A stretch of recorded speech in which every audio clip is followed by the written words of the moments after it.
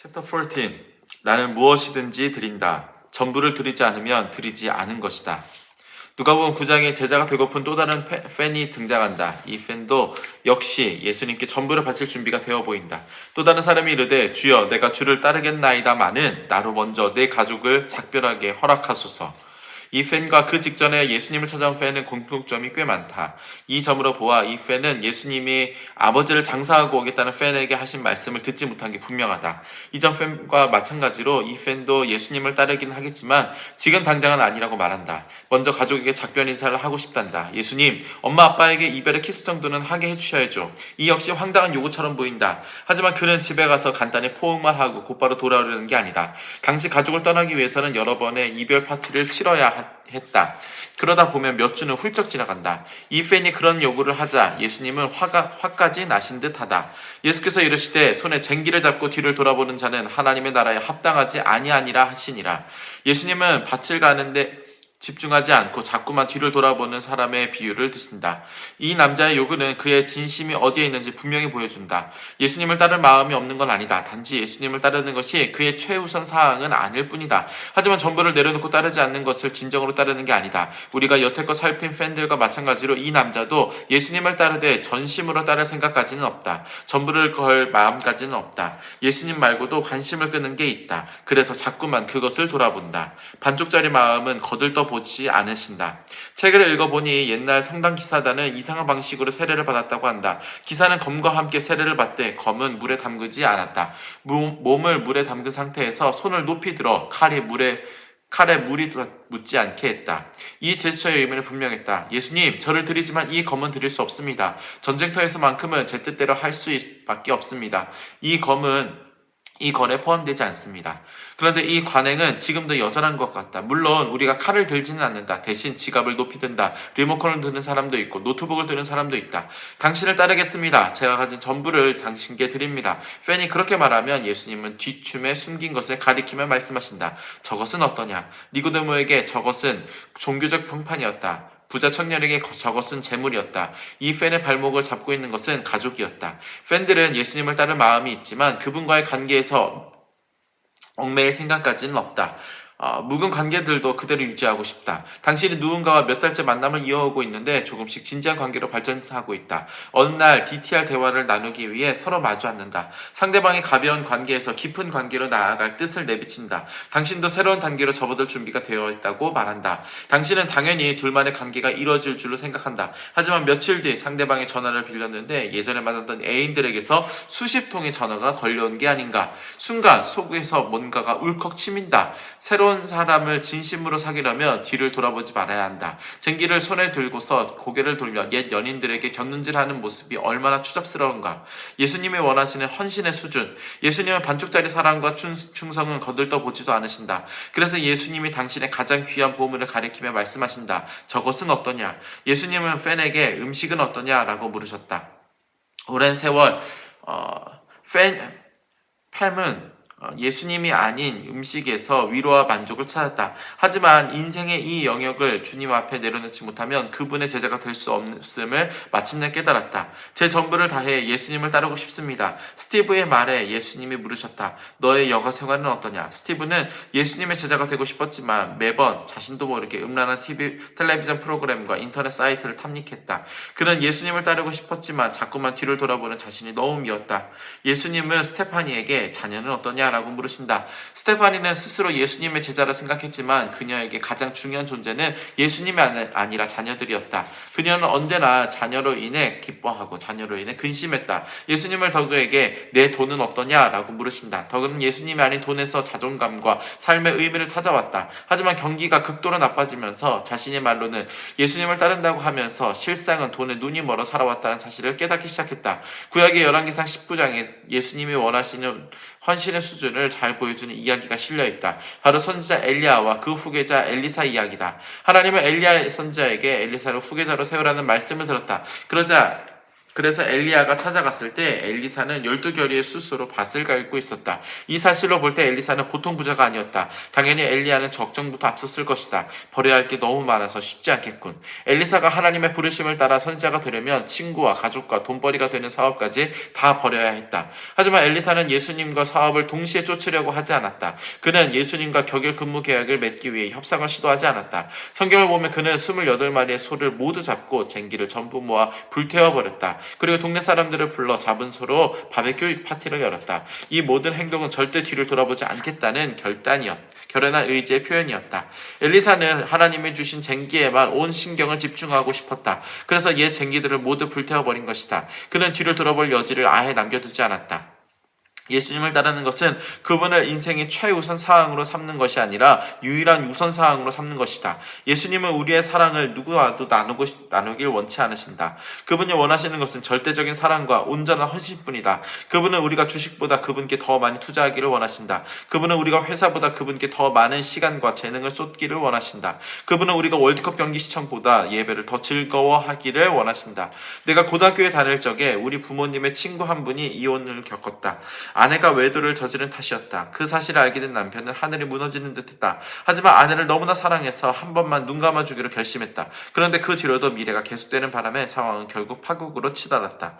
부모님 친구의 가정이 깨져가던 중 하루는 아버지가 밤늦게 내 방으로 찾아와 이 가정을 위해 기도하자며 잠시 상황을 설명했다. 그때 나는 아버지에게 이렇게 물었다. 우리 집에서 이런 일이 일어나면 어떻게 하실 거예요? 아버지가 그 친구분의 남편이라면 어떻게 하실 건가요? 그때 아버지의 대답이 지금도 생생하다. 전혀 뜻밖의 대답이었다. 아버지는 누구보다 점잖고 자비로운 분이셨다. 하지만 그날의 대답은 전혀 아버지답지 않으셨다. 당장 아래층에 있는 야구 방망이를 들고 상대 남자의 집으로 쫓아가 아내 근처에 얼씬거리기만 해도 뼈도 못 추리게 만들겠다고 소리를 지르겠지. 그리고 나서 아버지는 기도하자라고 말씀하셨다. 아버지의 반응이 얼마나 놀랐는지 모른다. 당신은 아버지가 왜 그렇게 길길이 날뛰었는지 이해할 수 없었다. 하지만 결혼한 지금은 이해가 가고도 남는다. 우리를 향한 하나님의 사랑이 이와 같다. 또 하나님은 우리에게서도 이와 같은 사랑을 원하신다. 생각해보라. 예수님이 우리를 얼마나 사랑하시는가. 그분은 우리와 관계를 맺기 위해 목숨까지 버리셨다. 그래서 우리의 마음을 그 누구와도 나누지 않으려고 하신다. 그분은 온전한 헌신과 절대적인 사랑 외에는 절대 만족하지 않으신다. 그분은 우리를 위해 천국을 떠나 이 초라한 땅에 오셔서 피를 흘리셨다. 그분은 지금 우리에게도 똑같은 사랑을 요구하신다. 예수님이 전부를 요구하시는 데는 그만한 이유가 있다. 우리가 가장 포기하지 못하는 그 한 가지가 그분의 자리를 대신할 가능성이 매우 크기 때문이다. 다시 말해 한 가지만 빼고 나머지를 전부 그분께 드린다 해도 그 한 가지가 우상이 될 수 있다. 우리가 앞에 계신 예수님을 따라가면서 뒤에 있는 뭔가를 돌아보고 있다면 바로 그것이 우상이다. 그 한 가지를 포기할 때 마침내 오랫동안 손에 잡힐 듯 잡히지 않던 만족이 찾아온다. 팬들은 예수님께 전부를 바치며 손해를 볼까 두려워한다. 그래도 예수님은 전부를 내놓으라고 말씀하신다. 나를 사랑하느냐? 나를 믿느냐? 그렇다면 전부를 내려놓고 나를 따라오너라. 예수님이 주시는 것을 얻기 위해 우리의 전부를 내놓는 것이야말로 최선의 거래다. 에콰도르의 아우카 인디안들에게 복음을 전하다가 순교한 선교사 짐 엘리엇은 이런 말을 했다. 이룰 수 없는 것을 얻기 위해 지킬 수 없는 것을 내주는 사람은 바보가 아니다. 이룰 수 없는 것을 얻기 위해 지킬 수 없는 것을 내주는 사람은 바보가 아니다. 시편 106편 19, 20절을 모세가 산 위에서 하나님께 십계명을 받는 동안 이스라엘 백성들이 금송아지를 숭배했던 사건을 반성하는 내용이다. 그들이 호렙에서 송아지를 만들고 부어 만든 우상을 경배하여 자기 영광을 풀먹는 소의 형상으로 바꾸었도다. 이 얼마나 어리석은 거래인가. 한 가지를 내려놓지 못해 예수님을 따를 기회를 날려버리는 것이 이와 같다. 비싼 차를 사기 위해 예수님을 따를 기회를 날려버렸는가. 예수님을 따를 기회를 고액 연봉 직장과 맞바꾸었는가. 예수님을 따를 기회를 버린 대가로 의리의리한 집에 들어갔는가. 주가를 쫓느라 예수님을 따를 기회를 버렸는가. 박진감 넘치는 축구 경기에 푹 빠져서 예수님을 까마득히 잊고 살았는가. 그건 절대 좋은 거래가 아니다. 물론 그런 것들 자체는 죄가 아니다. 하지만 그런 것들을 하나님의 자리에 놓는 것은 엄연한 죄다. 세상적인 것을 너무 소중히 여기면 그것이 그리스도를 전심으로 따르지 못하게 하는 방해물이 된다. 성 아우구스티누스는 이런 현상을 잘못된 사랑이라 명명했다. 우리 주변의 것들을 사랑해야 하지만 도에 지나치면 문제다. 직업이 목사다 보니 장례식을 수도 없이 집도했다. 그런데 고인을 내가 개인적으로 알지 못하는 경우도 꽤 많았다. 그럴 때는 고인에게 어울리는 설교를 하기 위해 가족들을 모아 고인에 관한 추억을 말해달라고 부탁한다. 그러면 가족들은 보통 고인의 취미와 관심사를 이야기한다. 골프를 너무도 사랑했던 분이셨죠. 뜨개질에 미친 분이었어요. 열렬히 스포츠맨이었어요. 집안을 꾸미는 솜씨가 예사롭지 않았죠. 시가를 수집하고 즐겨 피웠어요. 생전에 브로드웨이 쇼를 즐겨봤죠. 오페라 유령의 열렬한 팬이었어요.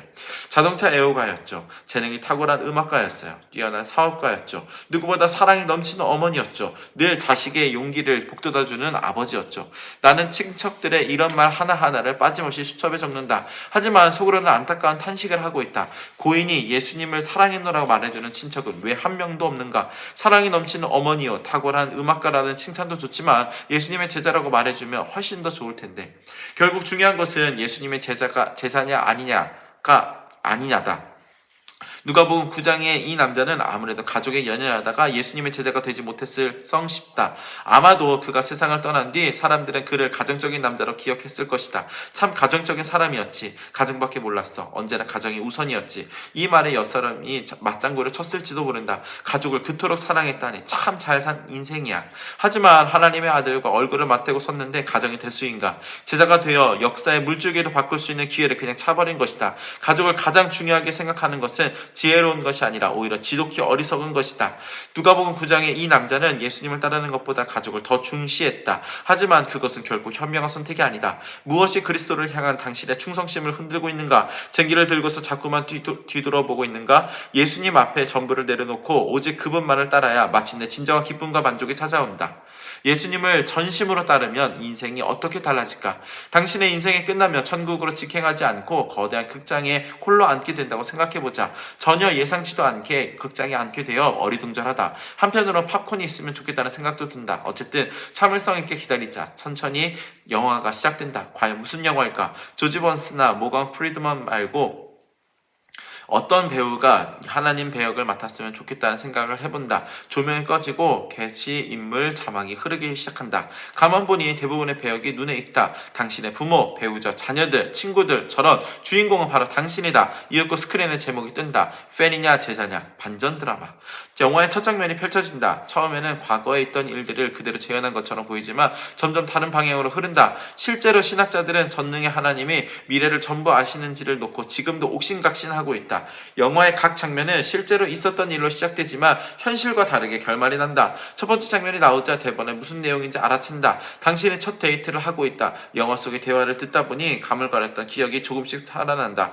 테이블 건너편의 데이트 상대는 그리스도인이 아니다. 하지만 데이트가 썩 즐거워 관계를 이어가기로 결심한다. 그 순간 하나님으로부터 멀어지기 시작한 순간이라는 사실이 기억난다.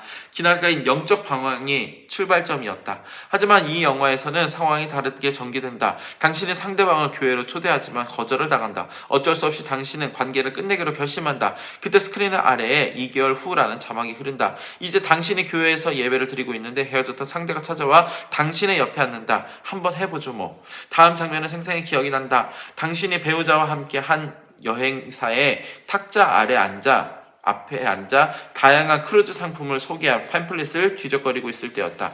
이윽고 상황을 안 봐도 훤하다.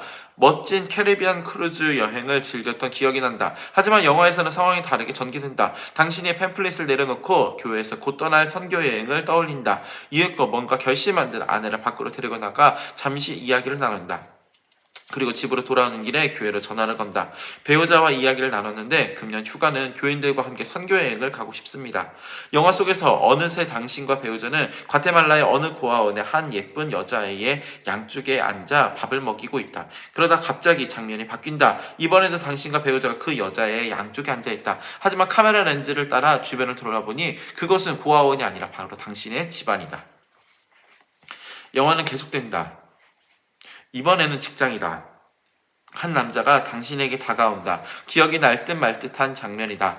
남자의 이름은 기억이 나질 않지만 많이 많은 사람이었던 건 생각이 난다. 친해지면 지긋지긋한 하소연을 매일 들어줘야 하기 때문에 일부러 거리를 두었던 사람이다. 하지만 영화 속에서는 상황이 달라진다. 당신이 그의 곁에 앉아서 참을성 있게 들어주다가 기도해드릴까요? 라고 묻는다. 장면이 바뀐다. 이 장면도 정확히 기억이 난다. 당신과 배우자가 뉴스를 보고 있다. 뉴스 시청은 당신 부부가 밤마다 치른 일종의 의식이었다. 뉴스를 약간 보다가 한밤에 토크쇼를 보지 않고는 잠자리에 드는 법이 없었다. 하지만 이 영화에서는 상황이 다르다. 당신이 텔레비전을 끄고 배우자와 함께 침대 옆에 무릎을 꿇는다. 그리고 두 손을 모아 기도를 시작한다. 가만히 보니 이 영화에서는 상황만 달라진 게 아니라 당신의 얼굴도 완전히 달라져 있다.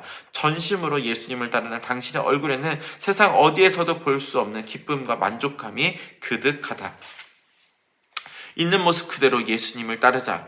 팬이 아닌 예수님이 되면 당신의 인생 장면들이 어떻게 달라질까? 예수님을 전심으로 따르면 어떤 인생이 펼쳐질까? 변명 따위는 없이 어디서나 언제든지 무엇이든지. 예수님을 따르지 않는 사람들이 가장 흔히 내놓는 변명은 먼저 뒤죽박죽이 된 삶을 정돈하고 싶다는 것이다. 예수님의 초대를 얼마나 진지하게 여기면 삶을 깨끗하게 정리한 뒤에 따르겠다는 걸까? 하지만 예수님을 있는 모습 그대로 따라오라고 부르신다. 예수님은 내일까지 기다리지 말라고 하신다. 내일이 되어도 삶이 제자리를 잡을지는 여전히 미지수다. 우리가 오늘 당장 예수님을 따라 나서면 그분이 우리를 현재 실타래에서 이끌어내신다. 내 스마트폰에는 내비게이션 기능이 있다. 하지만 내 힘으로도 얼마든지 길을 찾을 수 있다고 생각하기 때문에 좀처럼 그 기능을 사용하지 않는다. 대개 내가 내비게이션을 쓰는 것은 잘난 체를 하다가 길을 잃은 뒤다. 스마트폰의 목적지를 입력하면 처음 흘러나오는 질문은 현재 위치에서 안내를 시작할까요? 다. 얘를 터치하면 내비게이션은 내가 처음 출발한 장소가 아니라 현재 위치에서 경로를 계산한다. 예수님은 우리에게 현재 위치에서 당장 따라하라고 말씀하신다. 출발지로 돌아갈 필요가 없다. 혼자 힘으로 목적지 가까이로 갈 필요도 없다. 예수님이 우리에게 은혜와 사랑의 손을 뻗어 따라오라고 부르신다. 있는 모습 그대로 따라오라고 하신다. 여호와의 눈은 온 땅을 두루 감찰하사 전심으로 자기에게 향하는 자들을 위하여 능력을 베푸시나니. 에필로그. 내 마음속. 윌리엄 보든의 세 문장. 고교 시절 윌리엄 보든의 전기를 읽었다. 그는 그리스도를 따르기로 결심하고 끝까지 주님을 섬겼다. 그는 영원토록 그리스도의 제자로 기억될 것이다. 물론 이 외에도 그를 소개할 방법은 많다. 무엇보다도 그는 억만장자였다. 1800년대 말 그는 오늘날로 따지면 수십억 달러 가치에 달하는 낙농회사의 상속자로 태어났다. 또한 그는 명문대 졸업생이기도 했다. 그는 예일 대학과 프리스턴 대학원에서 학위를 취득했다. 하지만 그는 그리스도의 제자로 기억되기를 원했다. 그래서 수백만 달러를 버린 채 예수님의 부르심을 따라 머나먼 이슬람 교도의 땅으로 떠났다. 남김없이. 윌리엄이 고등학교를 졸업하자 그의 부모는 그에게 세계 여행을 권했다. 그리하여 유럽과 아시아, 중동을 여행하던 중 그는 복음이 닿지 않는 곳으로 찾아가라는 하나님의 부르심을 느꼈다. 그래서 그는 예수님을 위한 선교의 삶을 바치겠다는 편지를 부모에게 보냈다. 그리고 나서 자신의 성경책에 문장 하나를 썼다. 남김없이. 윌리엄은 예수님을 따르려면 온전한 헌신이 필요하다는 사실을 알았던 것이다. 아버지의 관건으로 예일 대학에 들어간 첫 해, 그는 오직 주님만을 사랑하기로 결심했고 그는 한 친구와 함께 아침마다 성경을 읽고 기도하는 모임을 시작했다. 그때부터 아침에 눈만 뜨면 예일 대학 내에 성경 읽기와 기도 모임이 하나씩 생겨났다. 윌리엄이 4학년이 되자 그런 모임이 1000개에 달했다. 당시 그는 일기장에 늘 자신을 부인하고 예수님께 순종하리라고 썼다. 후퇴 없이. 또한 대학 시절 윌리엄은 뉴헤븐 거리를 방황하는 노숙자들을 돕기 시작했다. 알코올을 비롯한 중독자들의 갱생을 돕는 예일 호프 미션이란 단체도 세웠다.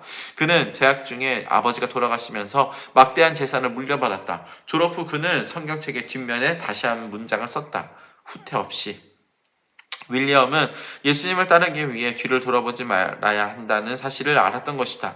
그는 세계 선교로 부르시는 주님의 음성을 듣고 중국 간수성에 복음을 전하기로 마음을 먹었다. 하지만 중국으로 들어가기에 앞서 아랍어를 배우고 이슬람 지역 선교를 준비하기 위해 먼저 이집트로 건너갔다. 그런데 그만 그곳에서 척수막염에 걸리고 말았다. 그리고 한 달 뒤 25세 안가운 나이에 세상을 떠났고 카이로에 묻혔다. 후회 없이.